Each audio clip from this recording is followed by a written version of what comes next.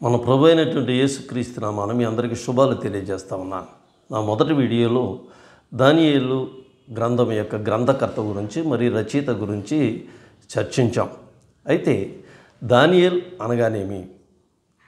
దాన్ ఏల్ అనే పదం రెండు పదాల యొక్క కలయిక. మొట్టమొదటిది దాన్ అనగా న్యాయాధిపతి, ఏల్ అనగా దేవుడు. దేవుడు న్యాయాధిపతి అని ఈ గ్రంథానికి పేరు. దానియేలు అనగా దేవుడు న్యాయాధిపతి. అయితే దేవుడు న్యాయాధిపతిగా ఈ లోకానికి ఏం చేయబోతా ఉన్నాడు, ఏం చేశాడు, ఏం చేయకపోతా ఉన్నాడు. దానియేలు గ్రంథము భూత వర్తమాన భవిష్యత్ కాలాల గురించి చర్చించేటటువంటి గ్రంథం. ఇది దేవుడు న్యాయపీఠం మీద కూర్చొని న్యాయం తీర్చబోతా ఉన్నాడు. మొట్టమొదటిగా ఎవరికి న్యాయం తీర్చాడు అన్నది చూద్దాం. మొదటి అధ్యాయంలో యెహోవా దేవుడు యూదా ప్రజలను ప్రేమించాడు. యూదా ప్రజలను ఏమంటారంటే దేవుని యొక్క ప్రజలు అని అంటారు. ఈ దేవుని యొక్క ప్రజల్ని బబులోను రాజుకు అప్పచెప్పడం ద్వారా యూదా ప్రజలు చేసినటువంటి పాపాన్ని బట్టి వారికి తీర్పు చెప్పాడు. ఆ రాజు చేతికి అప్పగించను. 1వ అధ్యాయం 2వ వచనం రాయబడింది. నెబుకద్నెజరుకి యూదా ప్రజలను అప్పచెప్పాడు. ఇది మొదటి అధ్యాయంలో ఉన్నటువంటిది. 2వ రాజ్యంలో కనుక గమనించినట్లయితే ఈ ప్రపంచంలో ఉన్నటువంటి ప్రపంచ రాజ్యాలన్నిటిని మెస్సయ్య తీర్పు చెప్పబోతా ఉన్నాడు. స్టోన్ కింగ్డమ్గా రాత్రి చేతితోటి తీయనటువంటి ఒక రాయి వచ్చి ఆ యొక్క రాజ్యాలన్నింటినీ నాశనం చేసినట్లుగా మనం చూస్తూ ఉన్నాం. ముందు రాజ్యములన్నింటినీ పగలగొట్టి నిర్మూలన చేయును అని 2వ అధ్యాయం 44వ వచనంలో రాయబడ్డది. అదేవిధంగా 3వ అధ్యాయం కనుక గమనించినట్లయితే ఎవరైతే విగ్రహారాధనకు ప్రోత్సాహం చేశారో, ఎవరైతే షడ్రక్ మేషక్ అబేద్నెగోల్ని వారి మీద అభియోగం మోపి విగ్రహారాధన చేయడం లేదు అని అగ్నిగుండంలో పడవేశారో వారందరికీ దేవుడు తీర్పు చెప్పినట్లుగా మనం చూస్తూ ఉన్నాం. దేవుని ఎవరు దూషించారో వారిని తుత్తినిగా చేయబడును అని 3వ అధ్యాయం 29వ వచనంలో రాయబడింది. అదేవిధంగా 4వ అధ్యాయాన్ని కనుక గమనించినట్లయితే రాజు అయినటువంటి నెబుకద్నెజరు, చాలా పేరు ప్రఖ్యాతులు గణించినటువంటి ఈ రాజు గర్వించడం ద్వారా దేవుడు నెబుకద్నెజరుకి తీర్పు చెప్పాడు. మానవుల నుండి అతన్ని తరిమి వేసి అతడు పశువు వలె గడ్డి మేసును అన్నాడు. రాజప్రస్థానంలో ఉండాల్సినటువంటి రాజు ఈ రోజున తరిమి వేయబడ్డాడు. ప్రజల నుంచి ఉండకుండా తరిమి వేయబడి గడ్డి మేస్తూ బ్రతుకుతున్నాడట. ఆ విధంగా నెబుకద్నెజరుని దేవుడు తీర్పు తీర్చాడు.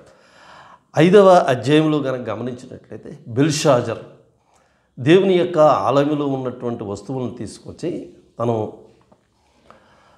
మద్యాన్ని సేవిస్తూ ఉంటే బెల్షాజర్ అని ఆ రాజ్యంలో లేకుండా ఆయన చనిపోయినట్లుగా మనం చూస్తూ ఉన్నాం.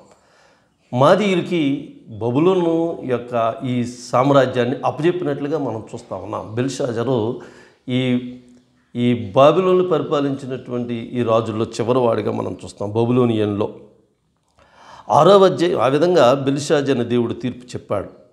6వ అధ్యాయంలో కనుక గమనించినట్లయితే దర్యావేషు కాలంలో దానియేలుని హింసించాలని, చంపాలని సింహాల బోనులో పడవేసినటువంటి వారిని దేవుడు సింహాల బోనులో వేసి తీర్పు చెప్పాడు.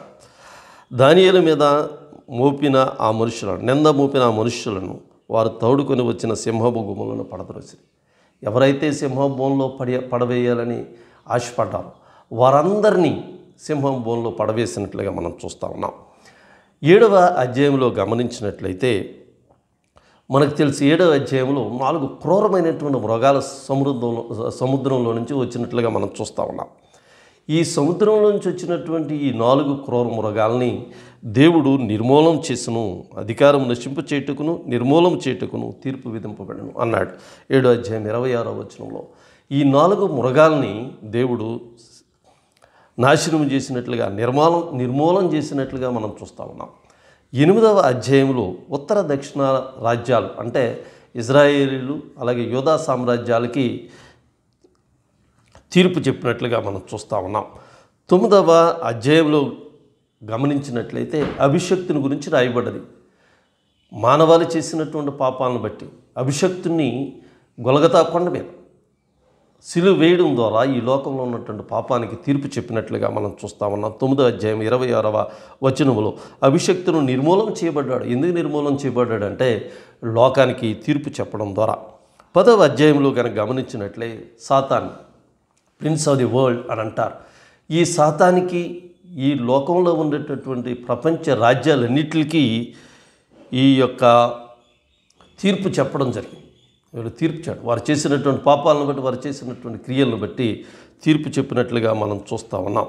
పారసీక అధిపతులు యుద్ధం చేయుటకు మరలా పోవాలని మిఖాయేలు అనే దేవదూత దానియేలుతో చెప్పినట్లుగా మనం చూస్తాం 10వ అధ్యాయం 20వ వచనంలో. అలాగే 11వ అధ్యాయములో ఏమన్నదంటే ఉత్తర దక్షిణ రాజ్యాల్ని నాశనం చేసినట్లుగా మనం చూస్తూ ఉన్నాం. 12వ అధ్యాయంలో కనుక గమనించినట్లయితే ఈ లోకంలో ఉన్నటువంటి మృతులైనటువంటి వారికి దేవుడు చివరిగా తీర్పు చెప్పినట్లుగా మనం చూస్తూ ఉన్నాం. వారు చేసినటువంటి క్రియలను బట్టి, వారి యొక్క విశ్వాసాన్ని బట్టి దేవుడు తీర్పు చెప్పినట్లుగా చూస్తూ ఉన్నాం. ఇలాగా దానియేలు రాసినటువంటి గ్రంథంలో 1 నుంచి 12వ అధ్యాయం వరకు 12 రకాలైనటువంటి తీర్పులను తీర్చాడు. దీంట్లో కొన్ని తీర్పులు అయితే తీర్చబడ్డాయి, కొన్ని తీర్పులు అయితే జరగవలసి ఉన్నది.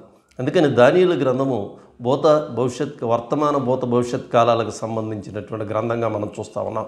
అయితే ఇప్పటి వరకు జరిగినటువంటి తీర్పులు ఏమైతే తీర్పులు ఉన్నాయో, అయితే జరిగిపోయిన తీర్పుల గురించి మనం రాబోయేటటువంటి వీడియోస్లో మనం దాన్ని చర్చిద్దాం. Thank you very much for watching this.